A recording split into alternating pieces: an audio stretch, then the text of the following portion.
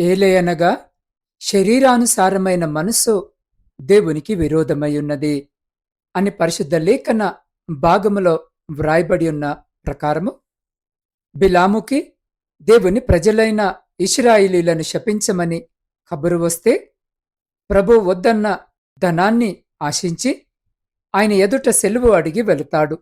ఆయనకు వెళ్ళడము ఇష్టము లేదు.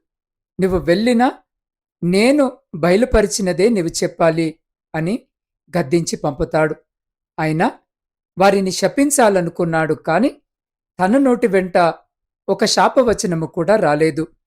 బిలాము చేసిన తప్పు ప్రభు వద్దన్న వెళ్ళడం, వాళ్ళ ధనాన్ని ఆశించి శపించాలనుకోవడము వలన వారందరితో పాటు ఖడ్గముచే చంపబడినట్లుగా లేఖన భాగములో వ్రాయబడి ఉన్నది.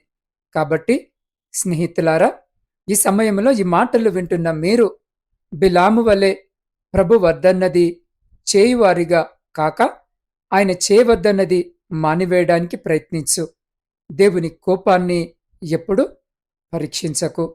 అట్టి రీతిగా మనము దేవుడు కోరుకున్నది చేసే వారిగా ఉండుటకు అటువంటి గొప్ప కృప ఈ మాటలు వింటున్న మీ అందరికీ దేవుడు అనుగ్రహించి మిమ్మలను ఆయన కృపలో సంరక్షించి కాపాడునుగాక.